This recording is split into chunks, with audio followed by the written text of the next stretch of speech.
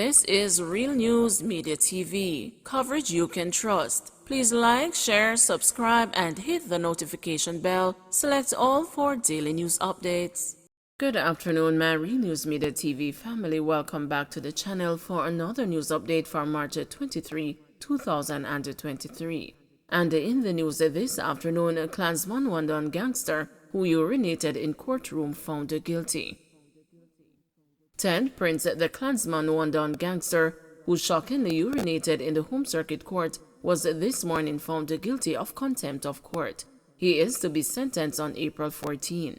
Prince is one of 15 gang members convicted recently under the Criminal Justice Suppression of Criminal Organization Act. Among the convicts is Andre Blackman Bryan, who was found guilty for the leadership of a criminal organization. Prince, one of the gang's foot soldiers, was seen on a video link monitor peeing in a corner of the court during the trial. Before the shocking development, Chief Justice Sykes was alerted that Prince wanted to speak, but shortly after, Prince was seen jumping over the bench and going into the corner to relieve himself. Police personnel then told the judge that Prince wanted to use the bathroom and the trial was adjourned. Prince, while being escorted from the courtroom, was overheard saying, "If me want come in a newspaper, me no care. Urinating at that, me no care."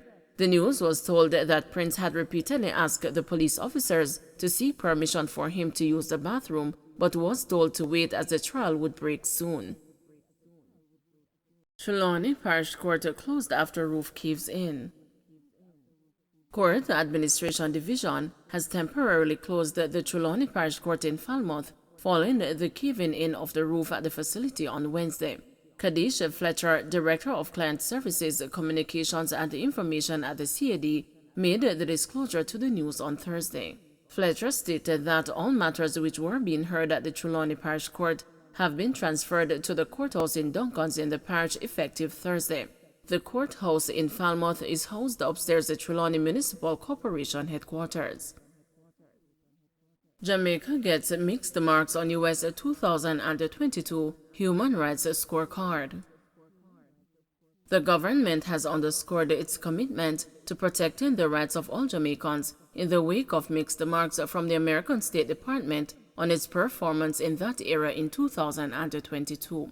In its report released on Monday, the U.S. State Department chided the Jamaican government for its performance in areas such as fatal shootings by members of the security forces, allegations of cruel, inhumane, and disregarding treatment or punishment of individuals in police custody and in correctional facilities, corruption, and the treatment of members of the lesbian, gay, bisexual, transgender, queer, and intersex community. But the report noted that there were no allegations of anti-Semitic acts in Jamaica in 2022, there were no reports of political prisoners or detainees, and the government did not restrict or disrupt access to the internet or censor online content, and there were no credible reports that the government monitored private online communications without appropriate legal authority. Responding to the report, Minister with Responsibility for Information, Robert Morgan, told the news that the State Department has provided well-needed information on areas which the government needs to look at as it moves to improve the lives of all Jamaicans.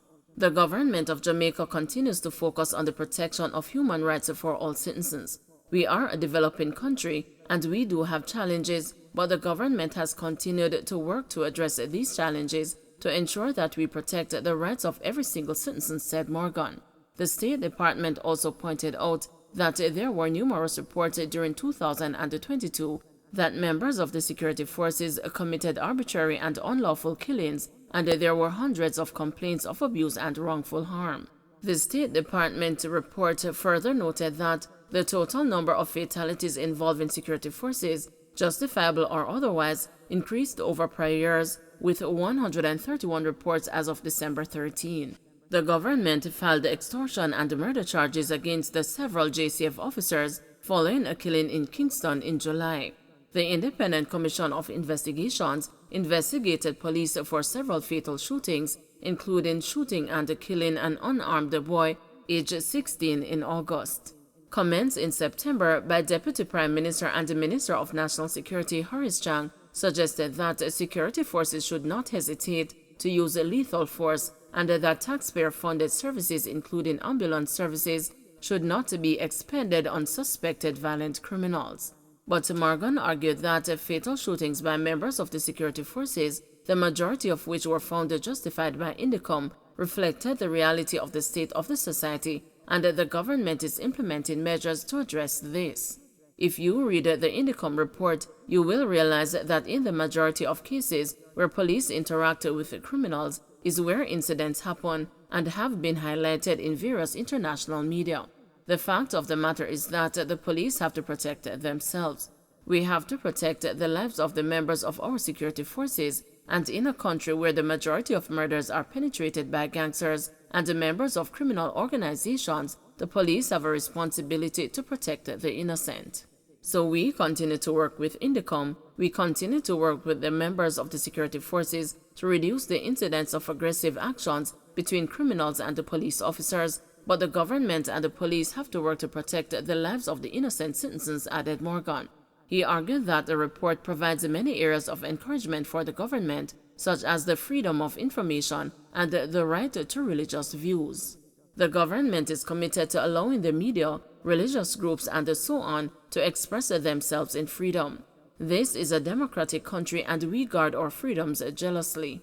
We passed the Charter or rights which cemented the rights of our citizens, and this is something that this government is proud of, said Morgan. Third, suspect arrested in relation to robbery at school in St. Elizabeth. A third person has been arrested as the St. Elizabeth police steps its investigation into the break-in at the Sydney Pagan STEM Academy last month.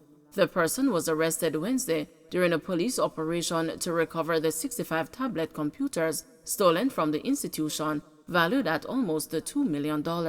The police are appealing to anyone who might have bought or have the computers in their possession to turn them over to the authorities. The police have further stated that a failure to comply will result in prosecution. On February 6, thieves broke into the offices of the guidance counselor and stole the tablet computers, a Dell laptop, and $5,100. Two teens, a 17-year-old and an 18-year-old, have already been charged in relation to the robbery. Uncle allegedly fatally stabs a nephew in Portland. A man was fatally stabbed by his uncle during an argument in Millbank, Portland this morning. He's yet to be identified. The uncle is being sought by the police. It is reported that the two had verbal confrontations over the past week. It is further reported that during an exchange this morning, which got heated, the uncle allegedly used a knife to stab his nephew. The injured man was taken to the hospital where he was pronounced dead. The police are processing the scene. Don't forget to like, share, subscribe, and hit the notification bell. Select all for daily news updates.